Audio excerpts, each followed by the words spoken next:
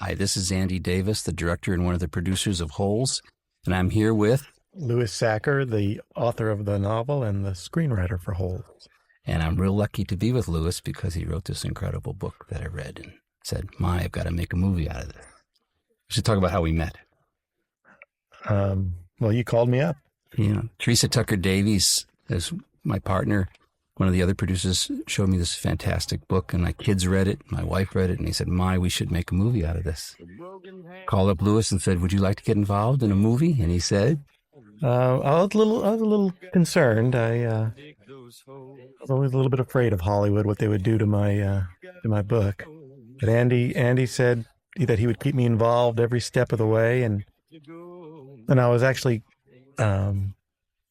I like the fact that Andy, who was basically known for doing hard-hitting adult action films, that he would be able to...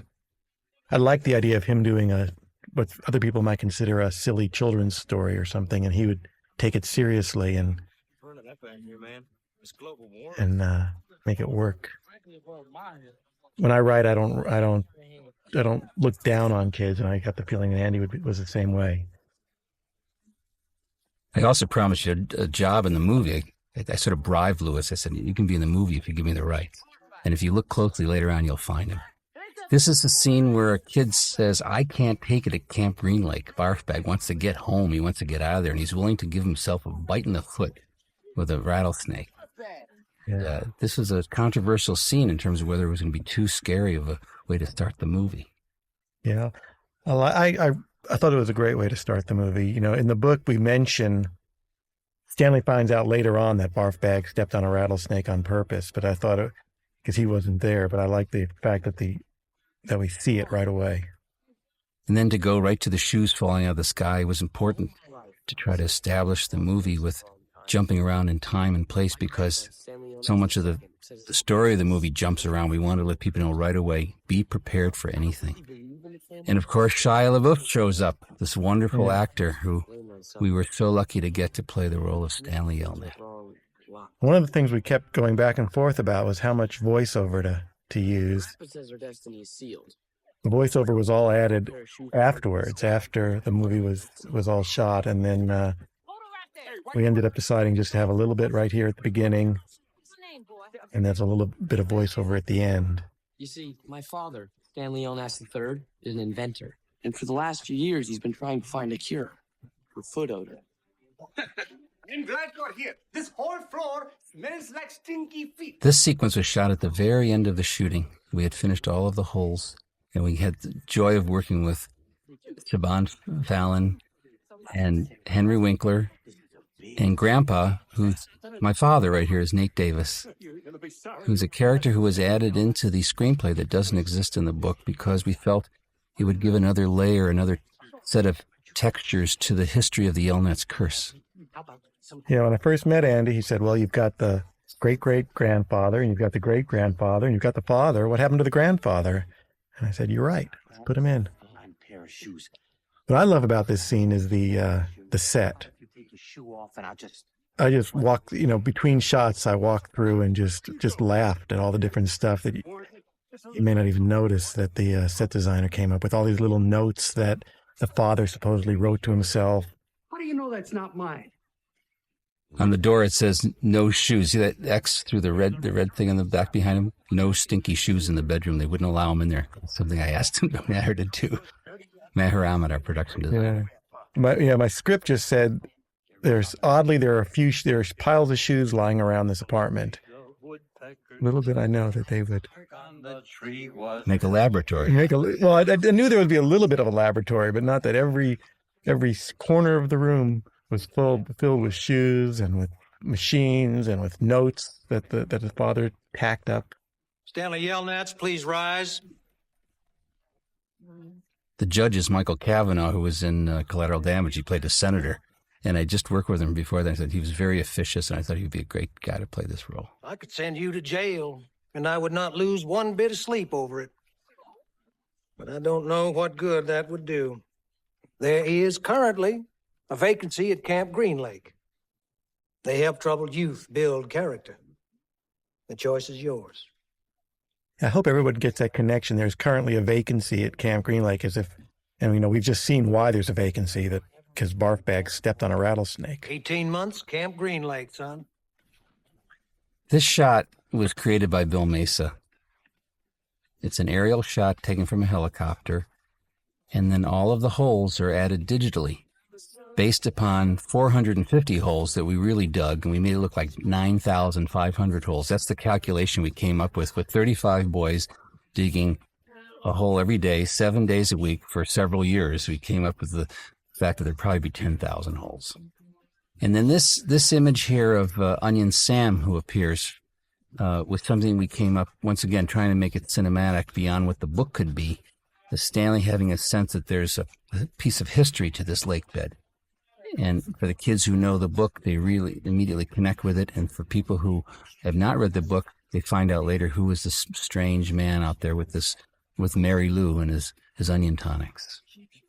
The shots you're going to see now, a couple of those shots have digital removal of the hills and the greenery. We made the lake bed expanded. So this was actually shot at the Disney Ranch, which is separate from where you see the holes in the background there. It's all digitally created in the background.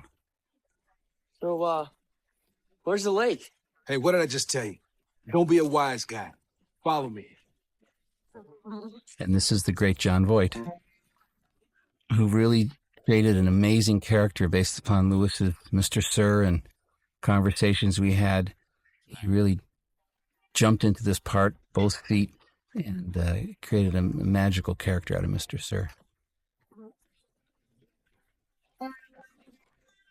What's with the sunflower seeds, man? I give up smoking. I have a friend who started eating sunflower seeds when he gave up smoking, so that's where that came from. Yeah. Everyone in my family names their son Stanley because it's Yelnats backwards. And plus I knew that later on that I wanted someone to steal something from Mr. Sir, and so I wanted to establish sunflower seeds for then Magnet can steal the bag later.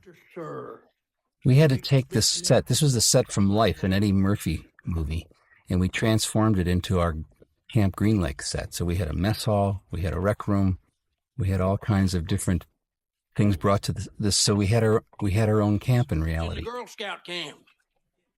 Understand? Here. And Shai is just so wonderful as this vulnerable kid who reacts to this very scary man.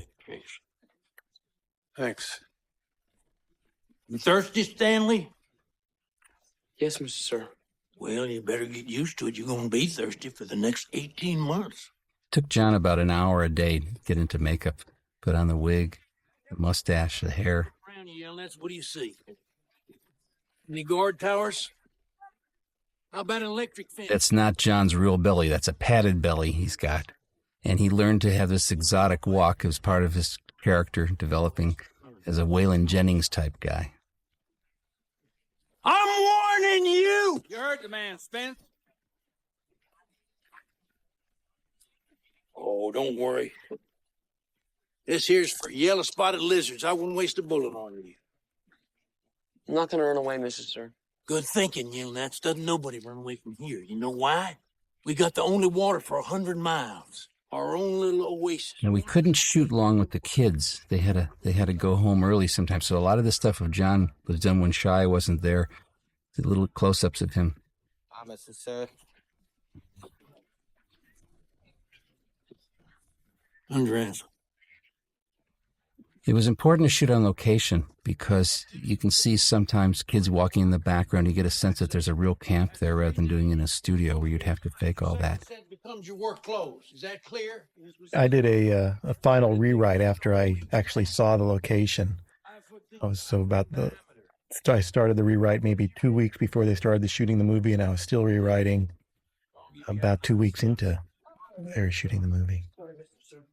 Because actually what happens here is Stanley throws his bag over to Lump, and Lump starts going through it. There was a connection. We didn't really make it that clear in the movie. Stanley's mother had given him some candy, and later on when he's in the warden's house before he gets scratched, you can see John eating a piece of candy that he stole from Shia, from Stanley, and gave to the warden as a gift. It's a subtly unknown section of the movie. He will die. Low and painful death. Always. Those lines were told by the narrator in the book, and we decided to give them to Mr. Sir in the movie. This is the wonderful Tim Blake Nelson, who's sort of a Renaissance man. He's a writer, a director, an actor, and he's most well known, I think, for Brother, Where Art Thou? But he's directed several great movies, The Gray Zone and Oh, and he was just a joy to work with. John and he bonded very quickly, and Sigourney also, and had these three very professional, wonderful actors sort of leading the kids in their journey, and set a wonderful tone. And the kids turned on the adults because they were so fresh and interesting. So it was sort of a love fest in making this movie between the crew and the cast and the production department, whereby everybody cared so much about the book. This is the introduction of the boys for the first time.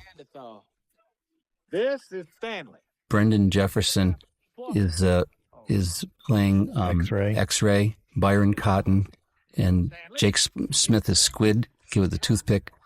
Byron Cotton is Armpit, the heavy kid, and X-Ray is played by Brendan Jefferson. Him? He's Mom. They all have their little nicknames, but I prefer to use the names their parents gave them.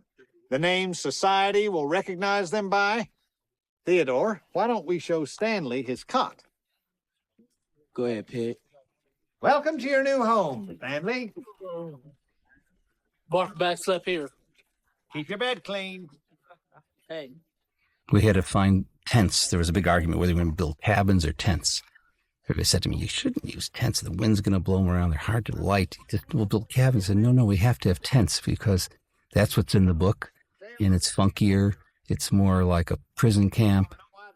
And in fact, the tents turned out to be great. We designed them especially so we get a proper light coming through the sides and the top. And the kids used to just hang out in the tent. It became their like rest and recreation area sometimes. Some of them asked if they could sleep in the tents just to get the feel of what it would be like, but I think there were SAG rules against it. There was a training camp, though. The boys went into a boot camp for about 2 weeks before we started, and they learned how to dig. They learned how to get in shape. They bonded together. And Alex Daniels, our stunt coordinator, was the guy who led them through that in and out of rehearsals. And it was very important that they get in shape because as we went out to the hot lake bed, it was extremely difficult, and you had to be in shape to be able to do this movie. Thanks, Armpit. Man, what up? Whatever became the signature line for Armpit. Now, this beans line was done by our loop group supervisor, Becky Sullivan, who was the dialogue editor. She did it with one of the guys from Soundstorm. They just came up with these sort of funny wild lines to express the beanie quality of the diet there. You didn't do it today. So, To do a movie, all the kids in the background have to act like they're talking, but they have to be quiet. So it's sort of difficult for the extras to be a part of the scene without talking. When they shot this scene, you have to realize they shot it. It took all day to shoot this scene, and we had to keep reminding the kids, don't eat too much, because they had to keep on eating all day long. This horrible looking beans and whatever it was. They were pretty sick of it by the time lunch came around. Clyde Livingston donated a Hughes to this homeless shelter. We didn't get to introduce some of the other kids. There's Miguel Castro in the foreground. Hey, yo, what else can you do, Zero? And Yeah. that's Max Cash next to Stanley there. That's Cleo Thomas. And Cleo Thomas is Zero. Was it Livingston? And this is the famous Rick Fox, who's a basketball player for the LA Lakers. And I thought immediately of him when we needed a Sweet Feet Livingston because he's such a handsome, dashing guy, well-known. And Lou said, well, why don't we get a baseball player? I said, well, baseball's going to be in season when we shoot. And Michael Jordan played baseball, both of them. So why can't we have him do it? Fan of mine. This is something that was created, the idea of the haunting flashback. A lot of gas in this movie. All those beans. Good, dirty, rotten, pig-stealing great-great-grandfather. That's who sealed our destiny. Why do you think none of his inventions work? Pa. I learned from failure. Doesn't matter how smart you are, you need luck. Something we ain't got. Yeah, what about your father, the first Stanley Yelnats? He wasn't so unlucky. You told me. My father, Nate Davis, is 86 years old, and he's still acting. I feel real lucky he's still around. Kate Ball. This is the introduction to Kate Barlow, the wonderful Patricia Arquette, and that's Alan Coleman, who's playing Stanley the First, who really looks like Shia. We were lucky to find somebody who had such a great look. One of the tricky parts in writing both the book and the screenplay is that everybody in the movie has supposedly heard of Kissing Kate Barlow as if she's Jesse James, but of course no one in the audience has. So how do we introduce this legendary outlaw of the Old West who really never existed? The reference I made was like Al Capone, like a kid from Chicago would know about Al Capone. Kissing Kate Barlow, are you kidding? Same thing with Sweetfeet too. The great baseball player, but he's all made up that everyone somehow knows about.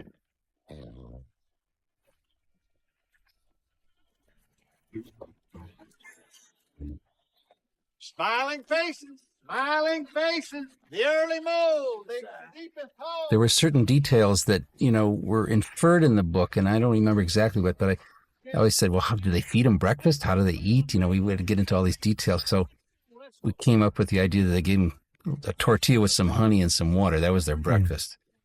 And I love the library sign above the shovel, Louis. Yeah, that again, that was probably our great set designer.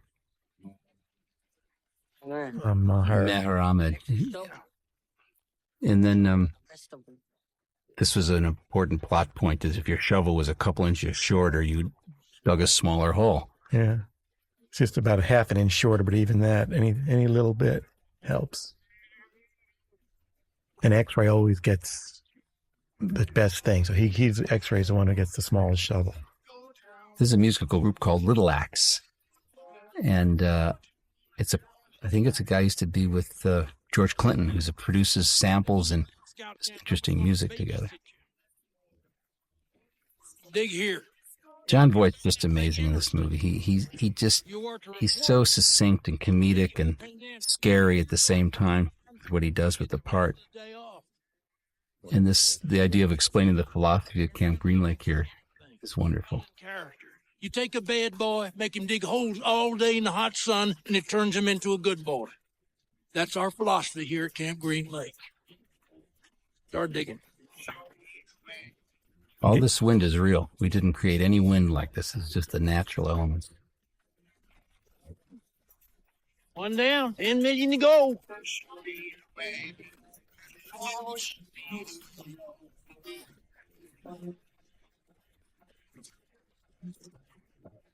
We had to time our days shooting so we could have these different qualities of light, so we could go from early morning to midday sun to end of the day light. This is pretty much improvised. Some of these kids harassing Stanley here. They were naturally antagonistic to Shia. It was no problem. Excuse me, can you throw in another pile or something? Because it keeps getting in my hole. Shut up. Watch where you moving your dirt. Watch where you throwing your dirt, Stanley. You gotta learn how it works out. It was all because... Now, in lieu of voiceover, the creation of the grandpa allowed us to have Stanley remembering what he heard around the kitchen table, so we could get back and forth in time periods easily. Mackey's barn when Myra, his beautiful daughter, walked by. And this was different from the book, because in the book, nobody knew the real story of Madame Zeroni or the pig-stealing great-grandfather. They all thought he stole a pig. But in truth, it's a little bit different. Madame Zeroni, you should go to America. That's where my son is. This is the wonderful Eartha Kitt, who, for you young kids don't know who she is, she's a legend in her own time. Law report. Mr. Menke, I would like your permission to marry your daughter. And that's Damien Guevara. And Myra is Sonia Mateus. And Morris Menke's Ravil Istyanov. And Igor is Ken Davidian. That's Igor. This is another scene that, again, took all morning to shoot, and Igor was constantly eating sausage and onions all morning long. He must have eaten about a dozen sausages. Okay, here's what you do. Take the little guy. So it was very interesting working with animals and sausages and mud and pigs, and it was a very smelly set, as you would say. Make it drink the water from the stream. Bertha's 75 years old when she did this, and she just was sharp as a tack and a joy to work with. She was such a pro. The bark on the tree was as soft as the sky. And Damien never been in a movie before, and here he is working with her as a kid. Yeah, and he was telling me that in between cuts, she would tell him about how she used to hang out with James Dean and Marlon Brando. If you look closely, the pig had to relieve himself in the next shot, I believe. So the stream may have gotten a little polluted, but it was water Disney controlled. After you give the pig to Menki, you must carry Madame Zeroni up the mountain and sing while I drink, so I can get strong too. But if you forget to come back for Madame Zeroni, you and your family will be cursed for always and eternity. This is a natural windstorm that just came up while we were shooting. We had a lot of them. So water, dog. It's a water. A little water truck, bro. First hold the hardest, right? Let's go. Yes, Miguel Castro, magnet. What are you doing, man? Get your place in line, Magnet. Keep your hands off of me, man. So how'd it go your first day, Yell Nance? Got some blisters on you? Big fat blisters. Yeah. Well, don't worry. Everything turns to callus eventually. That's life. Nick. John made up that line. Yeah. He came up with lines like that all Who through. do you choose? Igor Barkov or Ilya Yelnats? You want me to decide? That's right, my blossom. I like that line. That's right, my blossom. I like that line. Ravil did it really well.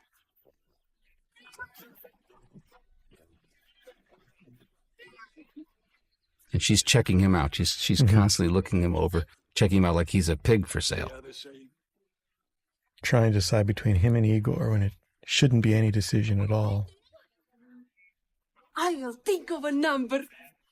Between one Yeah, Elia is my Hebrew name. Okay, I'm ready. Mary Igor. You can keep my pig as wedding present. This was actually shot like a half a block away from the western town, another half a block away from the Camp Green Lake set for the camp. So we were literally in 3 different time periods in 3 different locations within a block and a half of each other at the Disney Ranch. It was very convenient to shoot that way. Now we're back at Cuddyback Dry Lake Bed. This is out near Ridgecrest, California. It's extremely, extremely hot, 120 degrees during the day, 40-mile-an-hour winds, which you'll see more of later. And we had to be very protective of each other. We built tents, we had water misters, lots of protection for the kids and the crew because it was quite brutal out there. You notice Zero spit in his hole when he finished. They all did that. We didn't. Most of it was cut out, but shows that even though they dig all day and they work real hard, they then show their contempt for it by spitting in their finished hole. If you forget to come back for Madame Zeroni, you and your family will be cursed for always and eternity. So this boat shot's pretty interesting here. It was done on a stage, and then all the water and all of the sky were put in digitally by Bill Mesa, our special effects supervisor. Really good job. And once again, these holes are all put in digitally, not the ones on the other side of the campers, but the ones in the foreground. Oh, God.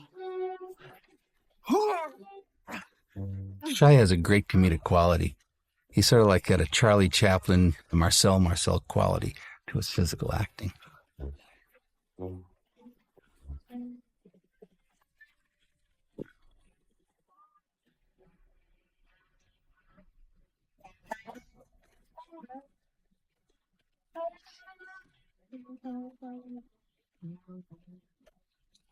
Don't move. Oh.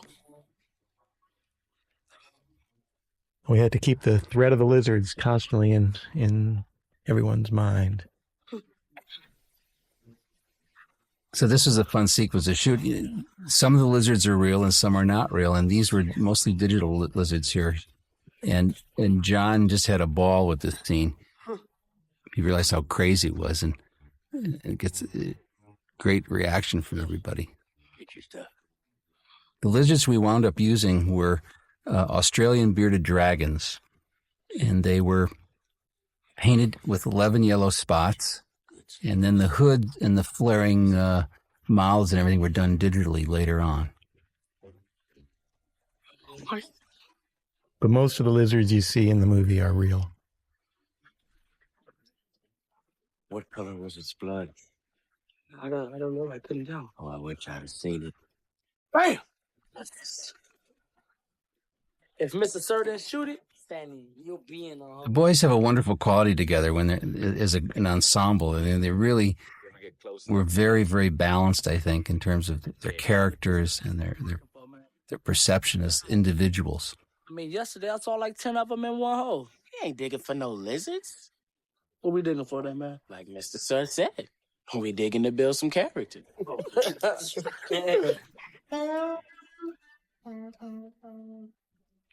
John's body language is just extraordinary here. He says always got this goofy walk down. Yeah, I guess that's a real lizard. So this was a montage that was put together based upon the book, with Stanley's trying to protect his parents from realizing what he's been put into. He doesn't want them to feel bad. He's sort of parenting his parents. And some of that footage right here is from a screen test we did, and we went out to the lake one day before we started shooting, and then it's mixed with other footage. I love the idea of the water skiing with the dust of the truck. Tom Norberg, our wonderful editor, put this together. Yeah, we had a whole other scene of the boys eating that got cut out, but that little bit was taken from there. He's like my counselor. He's a doctor. Smells like puke from a mule been ruminating on asparagus for 2 weeks. I'm really enjoying the wildlife.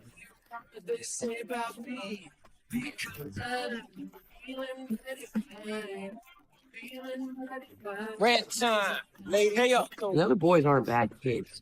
With me, they were just in the wrong place at the wrong time. You don't have food. Well, that's it for now, Ma. Say hi to Dad and Grandpa for me. Love, your son, Stan. Who you riding to?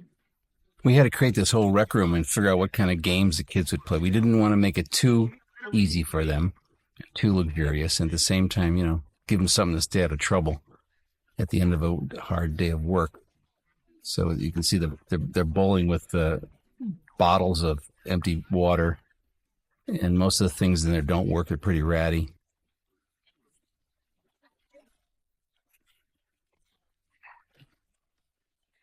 This is part of the harassment that Pendanski has to Zero, banging the water in his chest. Awesome. You see that? Well, that's interesting. Do I get the day off? What? Different from a movie and a book. In a book, I described Stanley finding the fossil and thinking about maybe he'll get the day off, and then waiting for Pendanski to come and showing him the fossil. In the movie, you can say all that with just him showing Pendanski the fossil. I mean, you know what I'm saying? It looked like those cave pictures, man. So here is Armpit, this kid in trouble, who knows all about the cave pictures, has a sense of history himself. He's remembered something from his education. In the background, the boys are talking about him being a Neanderthal, about he should live in a cave, which was part of the setup for him being caveman, which is coming up later, how he got the name caveman. It was very important to have locations where we could do a dissolve like this. We just went from Cuddyback Dry Lake Bed to Lake Casitas in California, in Ventura County. And it was one of the most difficult things we had to try to find hills in a lake that would match hills in a dry lake bed. This whole lake has been put in digitally. This is now the Disney Ranch with Lake Casitas put in the background.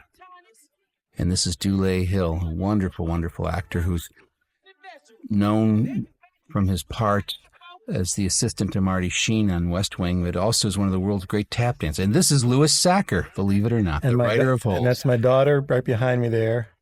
Just rub this on his head. And my wife right there. Before you know it, his hair's gonna be as long and as thick as never lose mane. Wife's Carla and my daughter's Sherry. And then Patricia Arquette appears now as Kate Barlow, the teacher. We met her first as the outlaw. The secrets of the onions. How its potent juices can cure stomach aches. So this is, we had to get a lot of information in this scene, establishing the town, the relationships between Kate and Sam and Trout Walker, who's played by Scott Plank, who's a wonderful actor who passed away just as the movie ended, and we're very sad to lose him.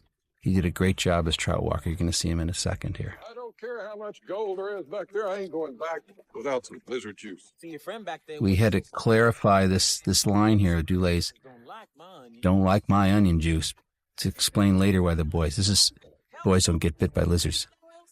This is Scott Plank playing Trout Walker. And for you, Miss Catherine, I have this special bag of onions. Thank you. Onions and peaches were very well defined in the book, and we even went further with them in the movie to make them part of the solution of the sploosh potion. The onions and peaches became the reason that sploosh worked. That was the way to get rid of foot odor. You'll find out later in the movie. But we had so many things to establish in that last scene, and we had to establish the jars of peaches somehow in the middle of all that, so that later on, Zero survives on those jars. Man, you ever find anything? Give it to me, you understand? I've been here for over 6 months and never found anything. No one has. Why should you get a day off when you just got here? You know what I'm saying? It's only fair, right? Right? We took a line out here where he talked about how he was blind. He could hardly see a thing. It was originally in there. And his glasses didn't help. They were always so coated with dirt. Right. We don't know. Watching that. Here we're establishing the TV knob. And Zigzag's craziness of watching zigzaggy TV shows. Hardly have an antenna. Sorry, man. I didn't mean to hit you. What? God damn it! Hey, just chill, okay, man. Delicate trying to have a tough scene with boys who have been in trouble and still keep it for a PG movie and not make it too scary for young kids and tough enough for older kids. Zero's there ready to protect Stanley. This whole time, Zero feels guilty that Stanley is at the camp. He knows that Stanley's innocent. So he was ready to get into that fight as well. Okay, man. Okay, man. What?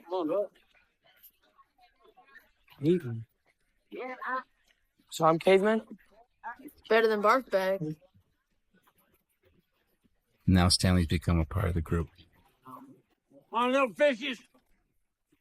Get your legs. Stanley has this delicate journey here of trying to, be part of the group and also not become like the group. But he knows he's going to be there for 18 months, and and the way he's going to survive is to be part of the group. So here he's conflicted where he's being pushed ahead of Zero, who's this nice little kid who hasn't hurt anybody. And yet he knows that in the pecking order of things, Zero doesn't matter much in the pecking order of things. That's what got Magnus in here in the first place. Man, it's criminal the way they keep them locked up in cages. No, Jose, what you did was criminal. No, tell them, Magnet. They wanted $1,000 for just one puppy. What? Yeah. I would have made it out. My pocket and start barking.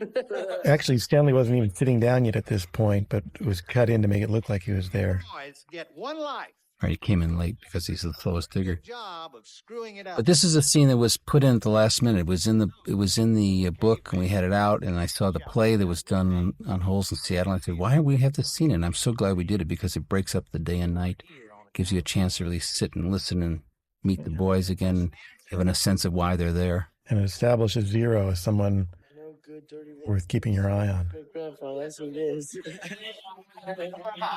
No, you screwed your life up, Stanley Yelnats.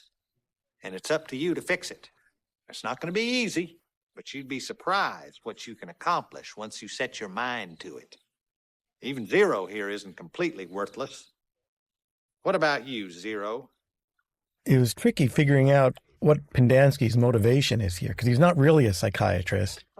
He's con man. He's a con man there to just try to help, keep the boys in line while they look for the treasure. My feeling was he's been out here doing this for a year or more, And he's starting to believe he really is a psychiatrist. Must have read a book. Yeah. Right place for it, buddy boy. My dearest Stanley, your letters make me feel like one of the other moms who can afford to Now, Siobhan summer camp. is really, very droll here, and Henry was so wacko with the landlord, Shelley Malil, who's very funny, and these guys did great improvisations. See, he said he's going to put the lease in with the cross trainers.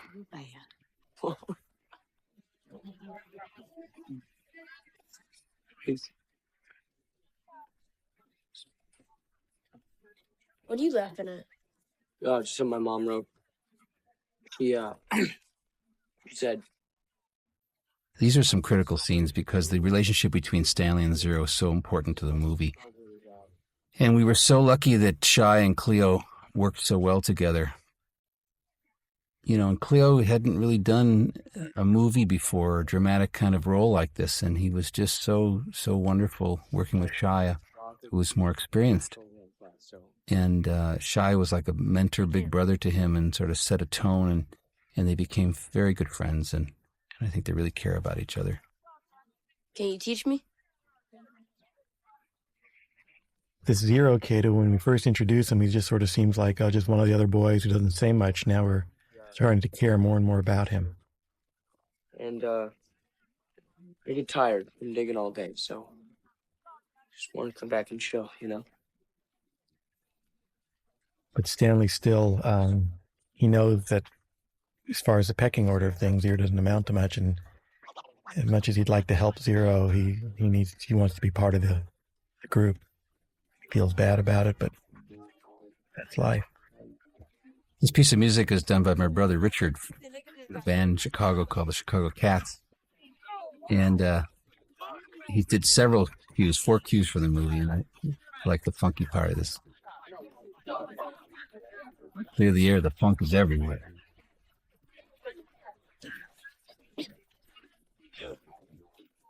Hey, look, a cloud. Bear. Right there. Maybe it'll move in front of the sun. Come on, little clown. You could do it. Please. We actually had so few clouds. The cloud was actually shot at a separate time. Somebody said, "Hey, there's a cloud." We put the cameras up. We thought we'd have to create it digitally. And we were lucky to find that one little cloud one day. 40 days and 40 nights. Yeah. We have to build an ark and get 2 of each animal. Yeah, 2 scorpions, 2 rattlesnakes, 2 yellow spider lizards, all that. Hey, you got there, caveman? That rock became important What you got there? as a mark of where Stanley found the gold tube. Originally, that rock was the face of Derek Dunn. Derek Dunn, the kid who harassed Stanley in high school, and we wound up taking that sequence out, but we kept the face of the rock. Some people thought it looked like Madame Zeroni, which I thought was fine.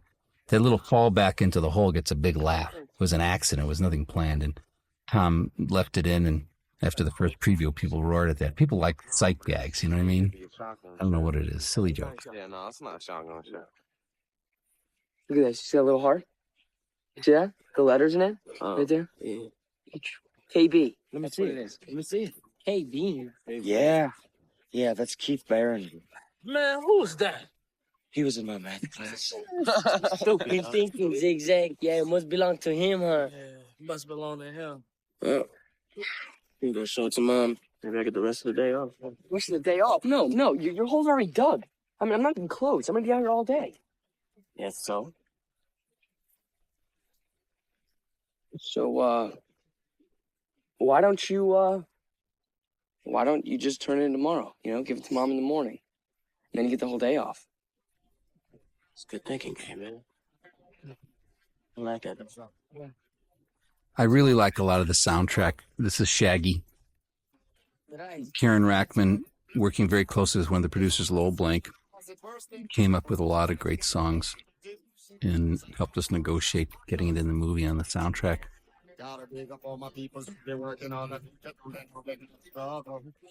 And the little time-lapse photography there. Steve St. John was very, very creative, our DP. with coming up with a lot of ideas for the movie. The time-lapse photography, a lot of shots he did on his own. And then later on, at the end of the movie, there's a shovel in the hands of a statue, which is in front of Stanley's house, was his doing. Looks like a golden bullet or something, doesn't it? It's nice, right? So I get the day off now, right? You just might. We're going to call the warden. Hey, Lou, you better get down here. I think we got something. We got something nice. We got something. All that's like improvisation. They got some nice, squealy little kid like that. It's Brendan doing his thing. And now we got Moby. Since this reel's got a lot of music in it. So the trick is how to give Sigourney Weaver an introduction in the movie, like the book is, where, oh my gosh, the warden is a woman. And, we tried to withhold her face and stay with her, the reactions of the boys and the boots until we could reveal her.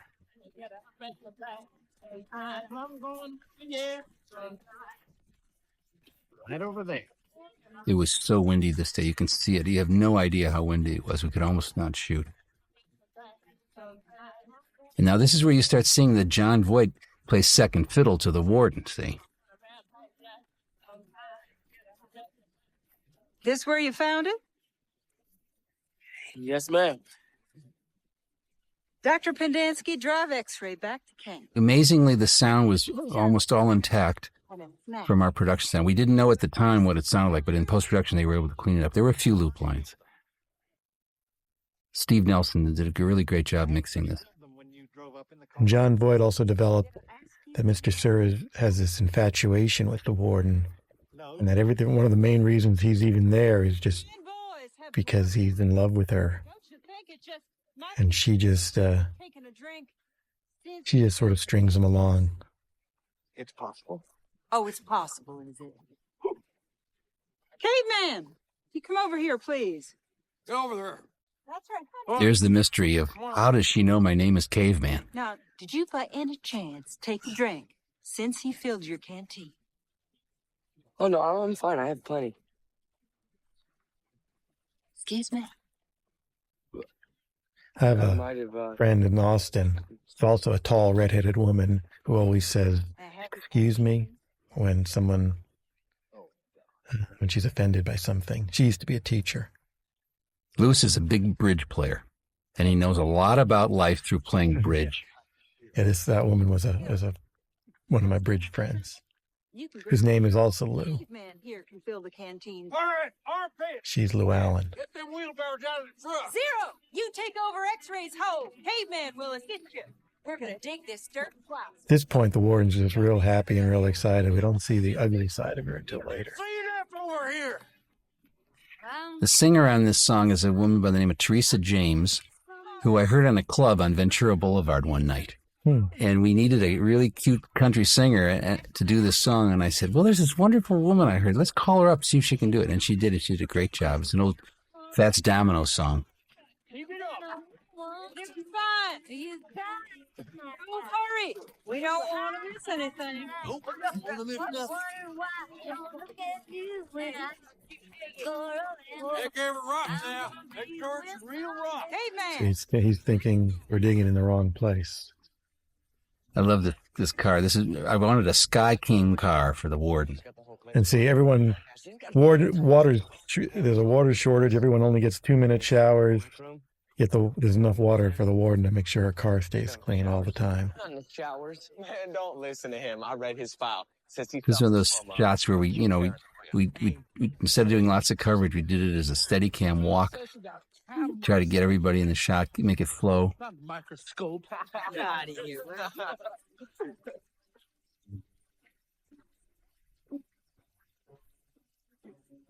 One of the things we were constantly trying to figure out is how to do transitions from this scene to the Old West. So here we use the shower and the rain. Try to keep everything going smooth. Okay, children, come back first thing in the morning. Trisha's really lovely in the movie. She and Dulé, as Sam and Kate, are really appropriate, I think. And we had it, try to make it look like it was gray and rainy and wet, and Steve St. John had to knock down the light in the windows and make it look like it was overcast.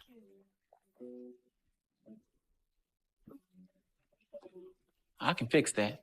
Sam, are you going to try to tell me now that your onions are a cure for a leaky roof? Nah, I'm just good with my hands.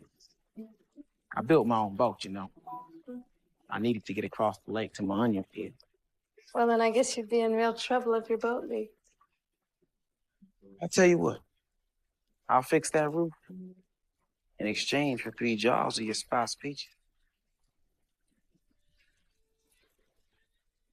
It's a deal. Joel McNeely did a great job with the score, I think. This is the music that plays at the end of the movie. It's established here in the happy Green Lake times, and then at the end when it rains again, the same piece of music is reprieved. I guarantee that roof for 5 years. If there's anything else. The windows won't open, and the children and I would enjoy a breeze now and then. I can fix that. And this maiden, she lived with no other thought than to love and be loved by me. He was. Now, Lewis, why don't you talk about how Yes. this series developed? Well, Annabelle Lee has always been one of my favorite poems. And we wanted to show that Sam was actually educated. So he knew the poem. And actually, Dule Hill and I then, when I first met him, he wanted to know the whole backstory of Sam, how he got there, where he got his education. And so the two of us spent about a half an hour just figuring it all out, just to help him play this part. I mean, none of that actually got into the movie. But my daddy owns the lake.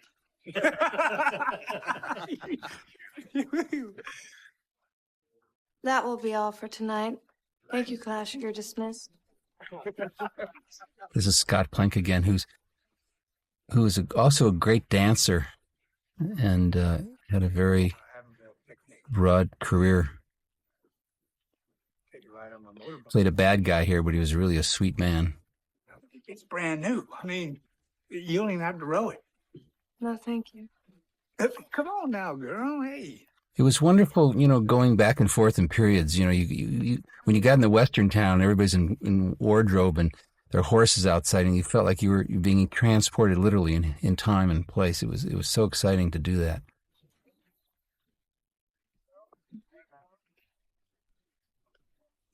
Oh, boy. See, we're digging around. Now, Maher designed this great set. I said to him, I want it to be like an archaeological dig, sort of like the beginning of The Exorcist. And so he built this whole complex of arches and then this scene was something we added because the idea was that if somebody found something and got a day off, then every kid in the camp would try to find something and get a day off. So Lewis had referred to the TV knob and to the television as something that wasn't working. So we transported this and made it a scam on the part of Armpit. And I love that line. You think I'm stupid, or you're just trying to be funny? And he doesn't have an answer to that. He says, I wasn't trying to be funny, which means he thinks she was stupid. In the beginning, there's a line that Tim added in the final looping session. The ancient Mesopotamians, they didn't have shovels, which is part of the intellect of Pendanski. Hello, my friend. This is the wonderful Kev Moe singing this song, and he revised it a little bit. He had recorded it earlier, and he did another version for us for the movie. We went our separate ways. Only to the Maher did all kinds of research on what shape the boat would be, because we knew we had to turn it over later on and make it a shelter for Zero. didn't understand the truth. We had a number of lines that Tricia would say here, like we tried her saying, my heart is broken, and he says, I can fix that, and then it just turned out it was better if she doesn't say anything. He just says, I can fix that. Pretty obvious that she's emotionally upset because he's not there. Maybe it's presumptuous of him. I guess he was right, though, huh? And now the tragedy begins. And one of the strengths of this book, Lewis, I think, is the fact that you deal with real issues and real history, and the fact that this is a beloved book. Kids all over the world, especially in America, reading it and understanding our history, it's very important to know where we came from. The fact that immigrants came to this country and struggled, and that people who were here struggled. Yeah, it was very tricky to try to figure out how to do the killing of Sam while keeping this, this is still basically a fun adventure story.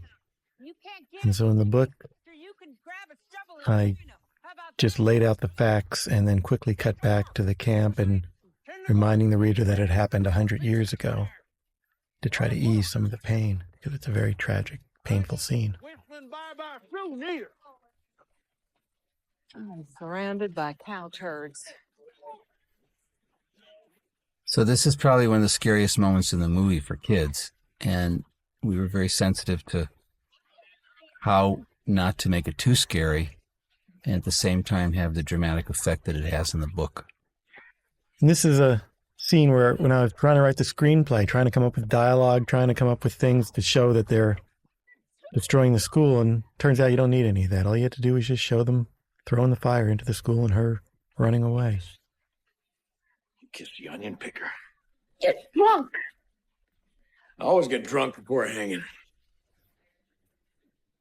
You hang him. Then you better hang me too. Because I kissed him back. It ain't against the law for you to kiss him. Just for him to kiss you.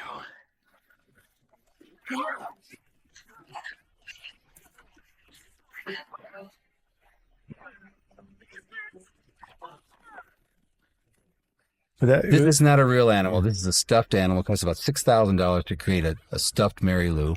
And I'm sure that they'll be used in some other movie someday. Now, this is a day for night shot. Steve St. John, our DP, was very scared that we weren't going to pull this off. And there was no way we could light this whole lake. We didn't have the budget, nor would it ever work. And Bill Mesa took this night for night shot and made it match with this day for night shot. And so that you sense that it's really all happening at the same time. It's a really good example of day for night, which is rarely done anymore. You were going to say something. Oh, I was just going to point out when the sheriff asks for that kiss. I mean, that's what led to her becoming Kissing Kate Barlow.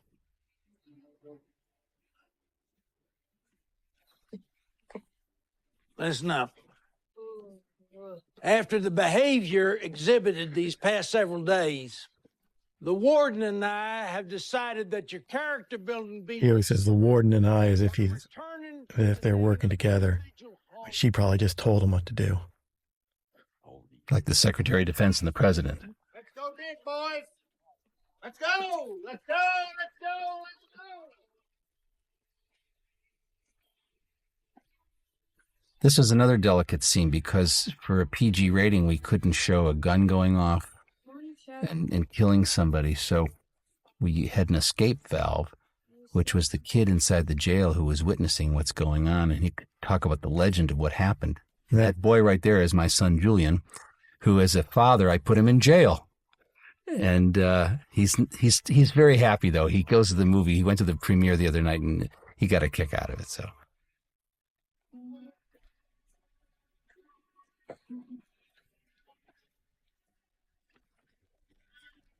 And Kate goes off, having changed her life now.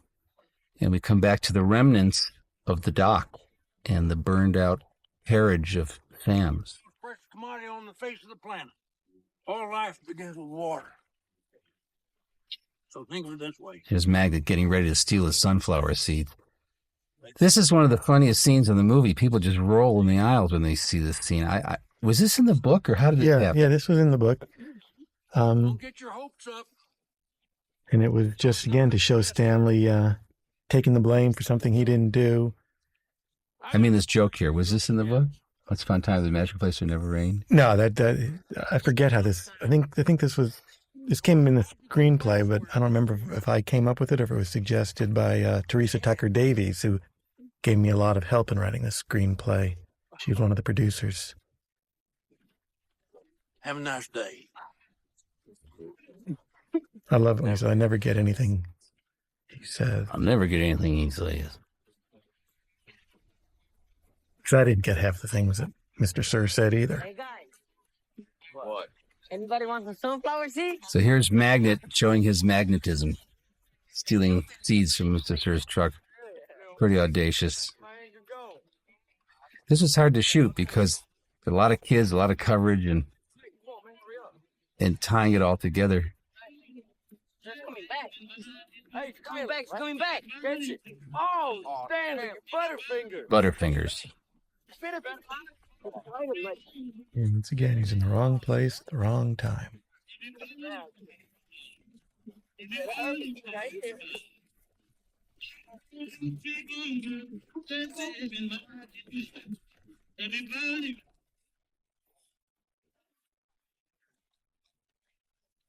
John's always got this great attitude. It's like the big cop in the sky. He's gonna get to the bottom of this. He's a real detective.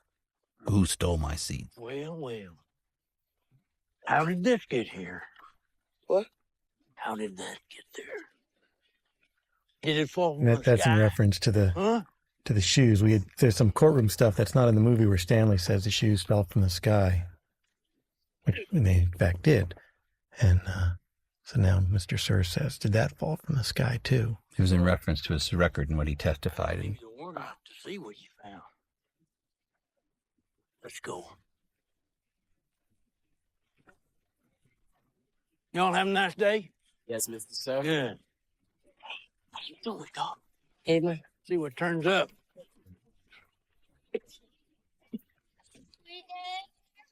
What? Found a little something caveman's hold.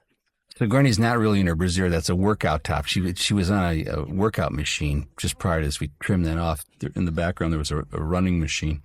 She was exercising in the middle of this hot day. While Mr. Sir was filling our canteens, I snuck into his truck and stole his sunflower seeds. Yeah. That's it. Caveman, would you kindly bring me that little brass case in the bureau over there with my nail polish in it? Yeah. Here's Mr. Sir, here's John going, what's going on here? Everybody sort of leave him alone. What's she up to? And we needed time for Shy to be able to go over, for Stanley to go over and observe, witness what's going on in this place to make the connection to Kate Barlow. So John came up with this dialogue that Lewis and I liked, and He's just so proud and have no idea that the warden is furious with him. I love the looks that she gives him. D10, snaky little bunch, you know. They think they're a step ahead of me, but I'm miles ahead of them. I come back at night, I look around, I see in their eyes. They know I know. Come right over here, sir. Thank you. A lot of people have asked me how come the rattlesnake venom doesn't hurt her own skin when she puts it on. I just figure, well, she's got an undercoating of nail polish. it has to hit the blood. Only on an open wound it would bother you. That's true. Rattlesnake venom. I just love what it does to the coloring. How did this nail polish come about? Well, when I was first making up the story, before I even really figured out who Kissing Kate Barlow was going to be, I had the idea that possibly she was the grandmother of the warden. And I thought maybe Kissing Kate Barlow maybe used poison lipstick. And so then the warden now uses poison nail polish. There's a lot in my hole. You could check. And that ended up getting changed. In fact, ended up liking Kate Barlow so much that I thought, no, she can't be the grandmother of the warden. So I made the bad guy, Trout, the grandfather of the warden. But I still liked the nail polish, so I kept it. John really threw himself back on this stunt. He really crashed into the ground. He's really enthusiastic in this scene. When he fell back, it scared me. Hey, look who showed up. Hi, man, we thought you were dead for sure. Hey, caveman, what'd you say? Nothing. What'd she do to you? Nothing. I love the reactions of the kids in this scene. It's sort of incredulous that this guy survived the warden. And he's just too... Thank you, God. Can't even think about how he would possibly tell them what happened, so he just doesn't tell them anything. That boy likes to dig holes. You dig a hole of China, man. Yeah, man. Dig a hole of China. That was a line that was in one of the earlier mess hall scenes we took out. Second hole's the hardest was the line, right? Well, there was that. Yeah, there was that whole joke about everyone telling him the first hole's the hardest, and then he finds out the second hole's harder, and then he finds out the third hole's harder. And here's the big change. This is a monumental point where Zero asked him to teach and read. He said no. Now he comes back and he says, "You still want to read?" Now this is where the movie sort of locks for me. Zero and Stanley bond. We don't need no stinking onions. Well, you told me to get onions. I'll I'm get gonna onions. taste it. Go ahead and taste it. I don't care. I'll taste it then.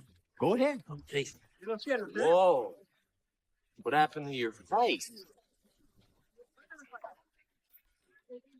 This was a controversial scene in terms of our rating. Some people thought it was too scary for the kids, and I said, you got to hold on to this scene. It's a major scene from the book. I remember it vividly when I read the book because Stanley is very intimidated. He's witnessed the scratching, and he doesn't know what's going on. Zero and he are bonded now, and what happens? What you have now is Tim Blake Nelson coming up with this brilliant kind of banter right here. I think we just learned a valuable lesson. We're all people, and Mr. Sir is a very sensitive man, just like all of them. So that's an example of when you go to a great actor and say, we need something to comment on, after this whole thing happens. And him came up with that, and it's great to have a wonderful story and these characters so vivid that the actors can then come up with a line once in a while to fill it out. Yeah, it's Mr. Sir. Not so much that he blames Stanley for what happened to him, although he does, but it's also Stanley witnessed him being humiliated by the warden. So now he's punishing Stanley for it. Yeah, you better keep your mouth shut and not talk about what really happened. This was always going to be a challenge to us, which was how to give the depth of Kate's outlaw history some visual qualities. We didn't have a lot of money to shoot all kinds of Western stuff, and could have done a whole movie about Kate Barlow, the outlaw. Maybe we should, Louis. Yeah. And so we put together some pieces of film. Remember that gold tube? And once again, Steve St. John said to me, we're going to shoot all these outlaw things with Kate. I think there's stock footage that exists from old Westerns. So we had one of our production assistants, Kenny, who worked with us on this. He went and he looked for stock footage, and we actually found images that took place exactly where we shoot the rest of the movie. I'll show you, for example. This is Vasquez Rocks. So that's not stock footage. No, this is Kate Barlow, right? And you're going to see in a minute the stock footage. That's stock footage. Moment by moment, taking my chances. Bill Mesa on the right, our special effects supervisor. He gets in every movie I do. This is our footage. That's stock footage. I love these that. rocks are the actual rocks the boys are going to climb later in the movie.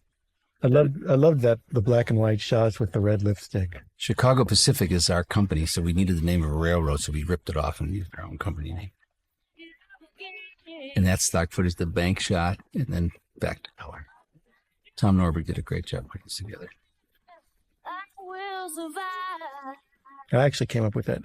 They told me to come up with some headlines, so I was thinking, Kate Barlow robs train, that seemed so bland, so I wrote Kate Barlow robs Chicago Pacific, just as a joke, and because it was Andy's company, and they all liked it. Oh, that's it. I can help you dig your hole so you won't be so tired to teach me. No, I'm fine. Look, you're a slow digger. Oh, trying to bag on me. Yeah. Trying to bag on me. So one of the problems was, how do you keep the language contemporary and not too hip and sort of classic? So the kids had their own vocabulary for certain things that they were able to bring to us in the context of what Lewis had written. That's an R. Okay. Instead of you trying to put me down, you're trying to bag on me. Of course he wasn't. He was just thinking, well, I can dig a hole in 3 hours. It takes you 4 hours. So if I help you, we'll both be done at the same time. My name's Hector. For however many hours. We didn't actually figure out how many hours it would take. Nice to meet you, Hector. Nice to meet you. Probably more like 6 or 7 hours. So we can do 5 letters a day for 4 days, and then 6 letters on the 5th day. Let's come back. I'm not stupid. I know everyone thinks I am. I just don't like answering stupid questions. Hey, yo, caveman. Be kind of easy working with your own personal slave and all, huh? What's up, stupid? Come on, Stu. Whatever.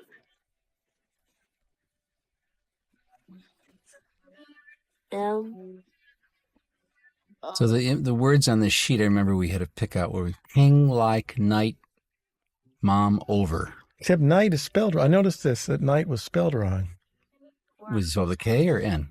You've got it N-I-T-E. Well, that's a journalism abbreviation. Oh. And then It's possible sometimes to do that.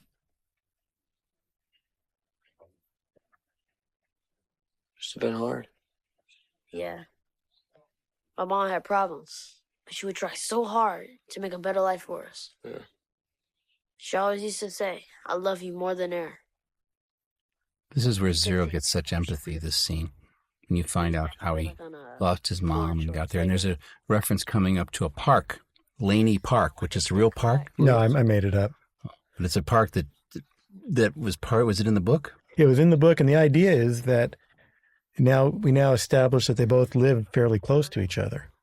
They both had gone to the same park. I could. And that's important to know that they came from the same area, because Zero ends up stealing the shoes and throwing them on Stanley's head. I used to wait at Laney Park. Laney Park? Yeah. I used to go to Laney Park all the time. Oh, really? Yeah. I used to sleep in the tunnel next to the swinging bridge. There are 17,000 kids every night sleeping in shelters in New York City.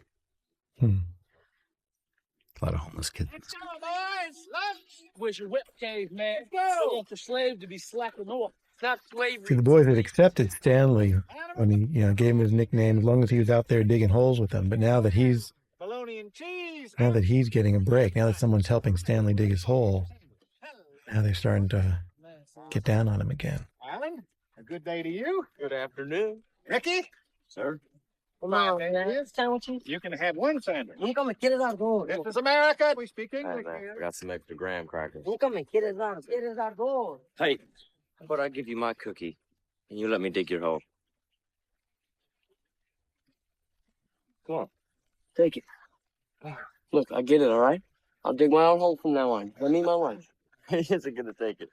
Come here. Eat the cookie. Back off, man. Hey. What's going on here? Not the mom. We was just fooling. Yeah, Right. fooling. I saw what was going on. Come on, Mom. Go on, Stanley. Teach him a lesson. Here's Pendansky being a real obnoxious guy, trying to force these kids to confront each other. What a great psychologist he is, huh? Once again, we had to be delicate here with the rating and how violent it was going to be. We could have made this a lot tougher.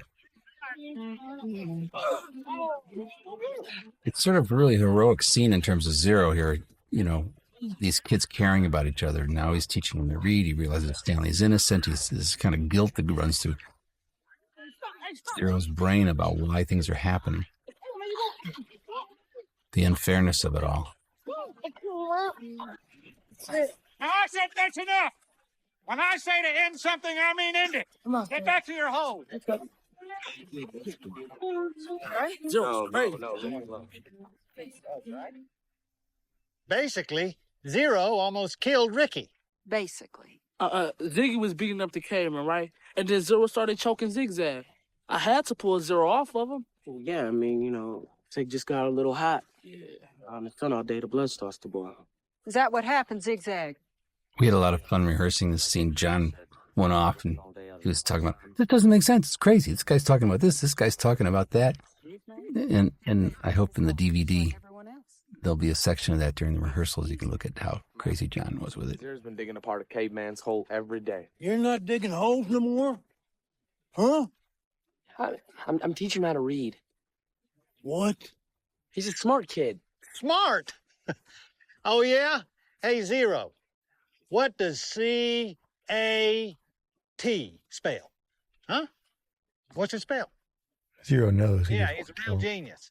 He's so stupid, he doesn't even know he's stupid. Okay. From now on, I don't want anyone digging anyone else's hole. Is that clear? And no more reading lessons. Why? I mean, the hole gets dug. Who cares who's digging it, right? You know why you're digging holes? Because it's good for you. Teaches you a lesson. If Zero digs your hole for you, you're not learning your lesson, are you? Corny's got a line coming up, which I think is so wonderful. He says, Because I said so. "Because I said so," which is a typical adult, no logic line. And Stanley at this point knows they're not digging holes to build character. He knows they're looking for something from Kate Barlow. Digging any more holes. Good. Zero is telling him, I'm not digging any more holes. No one realizes that. They just think he's saying, I'm not going to help Stanley dig his hole anymore. I'm cooperating. He's saying, I'm not going to do any more of your lousy work. D-I-G. What's that spell?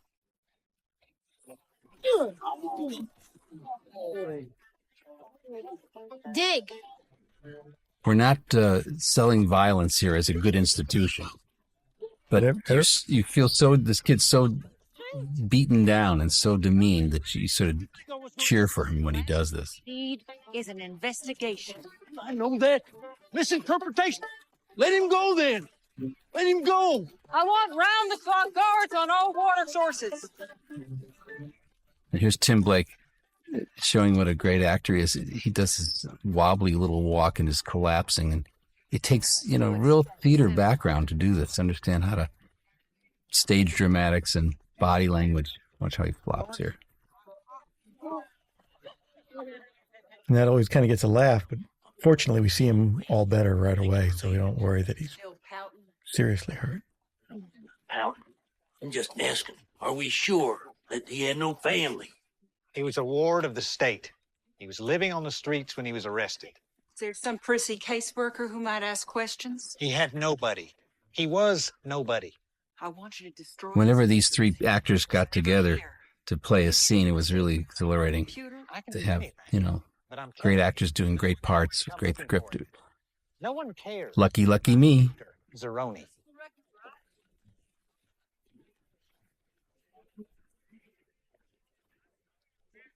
I do.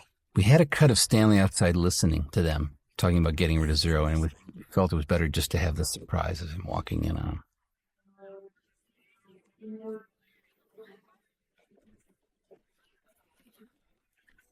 His blood's on your hands, then.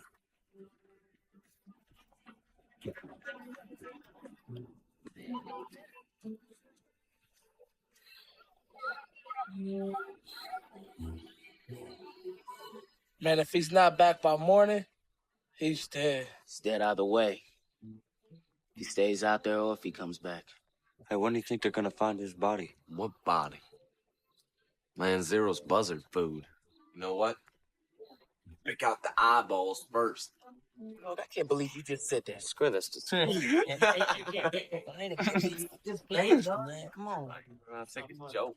Well, here's Stanley beginning his lost journey. This is a shot that was done one of our tests, actually. We were able to incorporate. No food for 16 days. We made the decision not to change the texture too much going back and forth in time because it would seem a bit contrived. Then later on there's some brown and white and sepia and white, so we had to make decisions about how to go back and forth visually in time.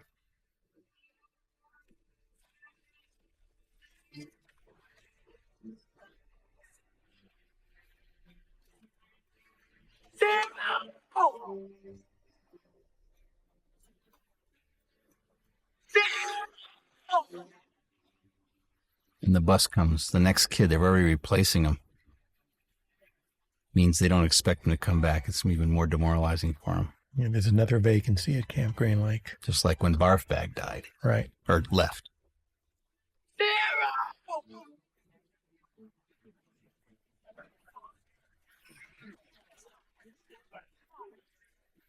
So what you in here for, Twitch? Oh, joyriding. I guess I never really planned to steal one or nothing, but when I walked past... He really did feel like the new kid. We'd been shooting for several weeks with all the other boys, and suddenly... Noah Politique is his name. Yeah, Noah shows up all fresh-faced and... Energetic. And it really did feel like it felt out of place. Now after his first digging, he's exhausted. Switch, get some water. I'm getting tired. Stanley tells him the first hole's the hardest, and that was actually a joke that got lost in editing. But we'd already established the holes get harder and harder. Well, Magnet says it to him the first time. He's got his blisters on his hands. Yeah, but then Stanley learns, and later on, the second hole's the hardest. Second hole, third hole's the hardest. Yeah, he still tells Noah the first hole's the hardest. Yeah, both of us. Man, stay in your place. Gentlemen, there's only one law around here, and that's me. You guys want to learn tough lessons here? I'll give you a tough guy. So here's an example of John's brilliance. So that's how he runs here. His goofy, stiff run.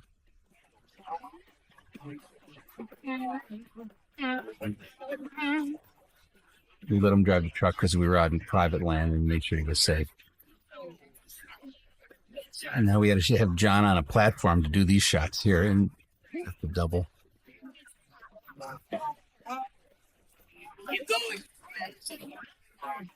And then this is probably one of the bigger stunts in the movie in terms of being able to have safely this truck go into that hole like that. Shot it from several different angles at once. I love the way the water goes crashing over the top. I don't know if that was planned or not. Yeah, it was.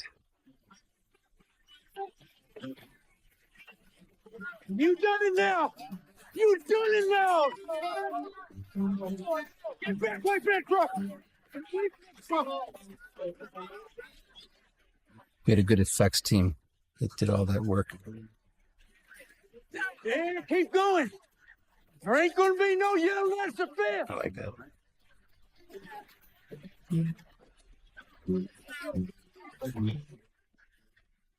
Now we're going to come upon our lizards here. What was wonderful about these lizards is they didn't mind being together in the same hole. Some lizards hate each other, and they're very territorial. The Australian bearded dragon is very compatible. So all those spots are hand painted with the red lines. I'm not going to see. That's supposed to be the skull of Mary Lou. Here and start digging over there in between. What are you gonna do about Caveman? He ain't like Zero. He's got family. In 2 weeks, we'll report he's run away. Call in dogs, helicopters, the whole 9 yards. Then, there'll be nothing left to find. Exactly.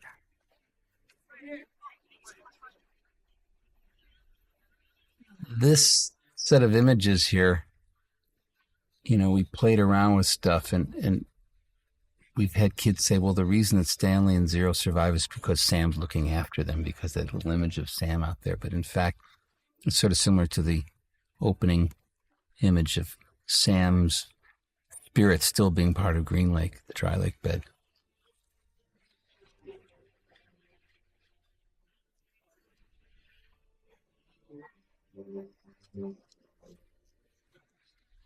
And Maher Ahmed had to create 3 boats. He had to create a boat that was this age, a boat that was originally in the movie in the water, and then the boat that shows up later when Kate's there. It's a different period, different amount of aging. Zero? Zero?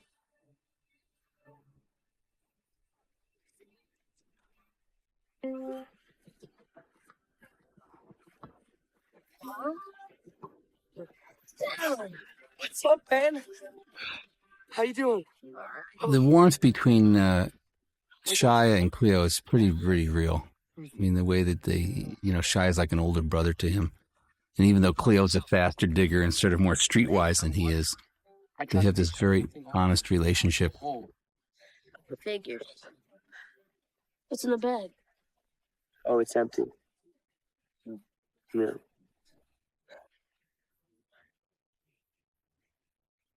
Zero, we gotta get back to camp. I'm not going back. Want some blues? Some more? Blues. Come on, follow me. I'll show you. Some. Come on.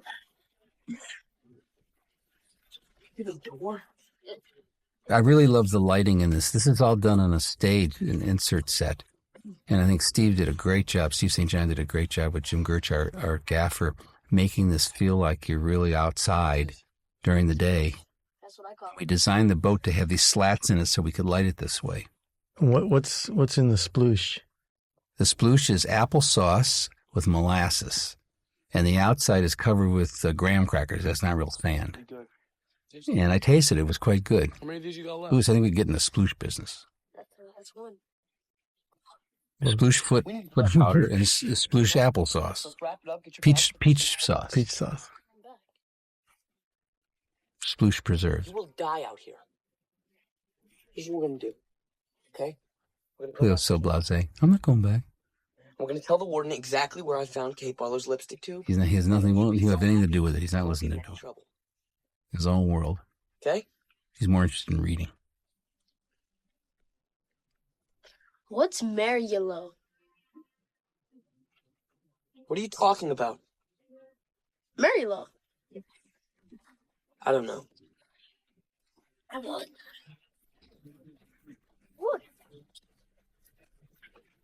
What? See? Oh, it's Mary Lou. Oh. But I thought why make the yes sound? Close up. In that close up, we're done weeks later. We're on our last day of shooting. We did about 10 different scenes in one day. That one? Some pickup shots, and it was like the last day. We're running out of money, we're running out of time. We threw a bunch of stuff together.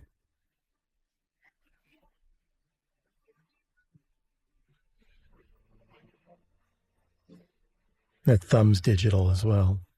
You know, my great-grandpa almost died out here. Really? Yeah. They say he survived because he made it to the top of God's thumb. So here's where we went sepia and took the color out in order to give the sense of period. These helicopter shots, Bill Mesa supervised the aerial stuff. Did a really good job with some of these aerials. And this is Eagle Eye Cherry, Don Cherry's son, a famous jazz musician. It's down. In this song. Everything's up there. No, probably a great big frosty breeze. Good. I can use a hot for Sunday. What you thinking about? Imagine how fine Miss Mary Lou probably looked in a bikini. Wow. Most of these are the real kids climbing. There's a few shots with doubles in there. And it was exhausting to get the cameras up here. These are doubles, of course. It's really dangerous here. But to climb up in 120-degree weather with the cameras and say, okay, kids, you climb up now, was really exhausting. And by this time, we were almost through with the shoot, and they were pretty burned out. Go down, man. Oh, my God. Okay? Come on, Stanley. You can do it. Okay. Okay.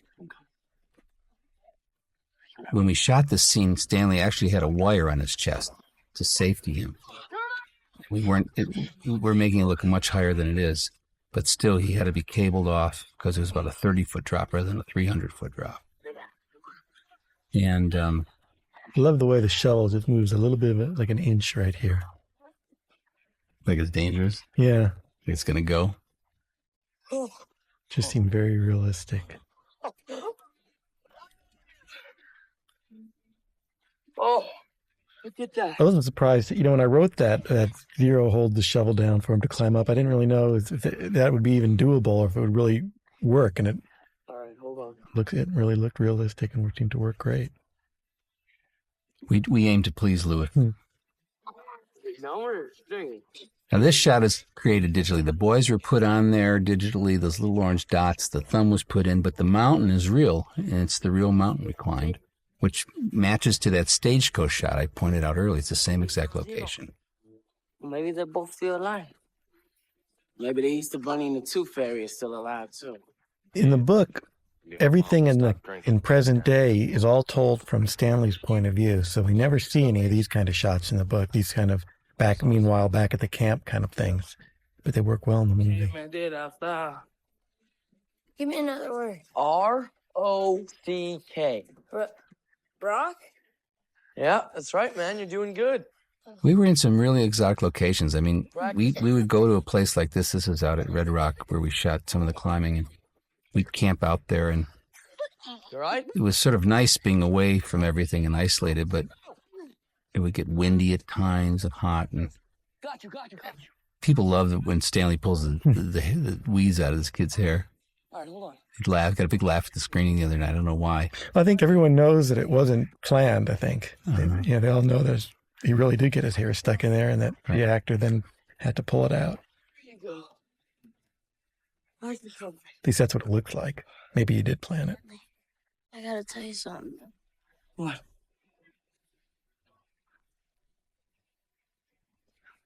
Huh?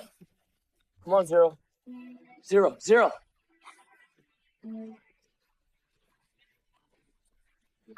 All right. Now, this piece of music that's coming up is the theme of the Pig Lullaby, which we were trying to get someone to write something for it, and we were running out of time. We needed a Pig Lullaby theme. And the songs we were getting in were so complicated, it was impossible for anybody to sing. So I made up a minor keyed, lot of Russian kind of ditty. And then Joel McNeely liked it, and he said, I want to use it for the climbing. I said, well, if you think so, don't you? Nobody's pressuring you. So he orchestrated this little song I wrote. My mother heard it. She said, oh, my gosh, my son wrote a song that's in a movie.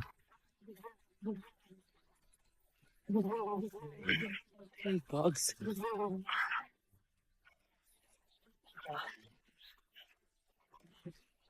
Wait a minute. Wait. There's bugs.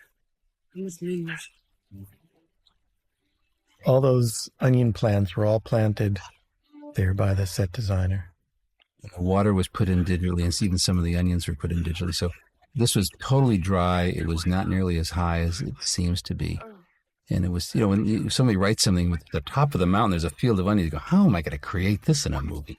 Luckily, through talent and digital effects and enough money, you can do it. Hector, wake up. Wake up. Oh. Dude, this feels so good. I just told the kids to feel free, be relaxed, and it's sort of end of the day, off the cuff shooting, having fun here. Go.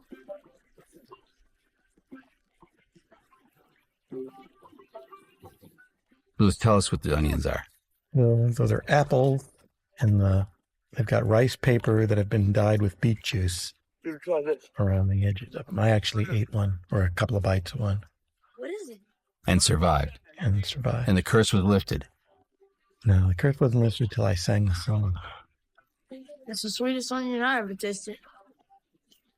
Those are real onion greens that are attached to them. Only if a woodpecker sighed, bark on the tree was as soft as the sky. So in the book, it's not quite as specific. The fact that as the curse is now lifted here, and Madame Zeroni hears him singing the song, and as Zeroni has been carried up to the top of the mountain and drank the water from the stream, the father now discovers the cure for the foot odor.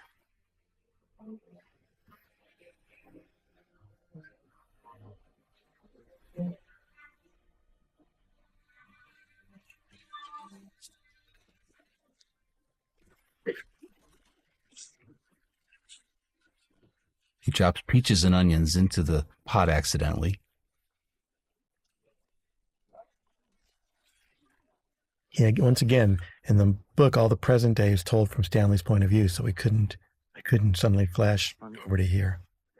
Would you smell the shoe? Oh my God, honey, can't you just wait till I'm finished eating? I know I've had Ron, it's so funny here. One more. Smell the shoe. Honey, I don't smell anything. What? Henry has amazing comedic timing. Pa, what do you smell? Nothing. Peaches and onions. That's the secret. I don't smell anything. You don't smell anything. I don't smell anything. I think they made up this little song and dance on the spot. Yeah. My father is famous for that head wiggle. He did it to me as a kid when I was a little baby. Oh. It's this Turkish head wiggle. And they actually, there's a whole sexual thing. Henry took her off to the bedroom. He said, what happened to the sex scene? I said, Henry, you didn't have time for it. Well, I was trying on you, man. I'm farting all right. I can't sleep. You overslept. How long have I been sleeping? Long time. Stanley, I gotta tell you something. What?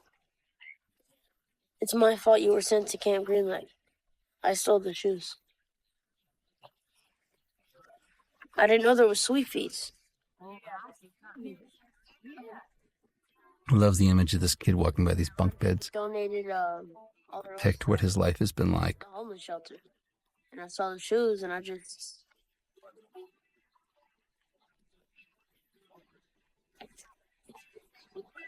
liked them. I didn't know they were famous. Next thing I know, We had 3 sizes of shoes. the shoes are gone. The ones that looked like they could fit Rick Fox, Walking down and then the ones we had to make them a little smaller because he would have tripped on his. If he tried to put Rick Fox's shoes on, he couldn't even run. Well, that's why I wanted a small baseball player to play the part. But it's believable. Now we're back to the beginning of the movie. How the shoes fell on this kid's head. I end up getting busted the next day. My mother asked the question, how the shoelaces get tied together. Don't ask that question. It's the only thing I can't answer, but it's made the shot better. It allowed the shoes to spin around in a circle. And this is all created digitally. Bill did this great flying up.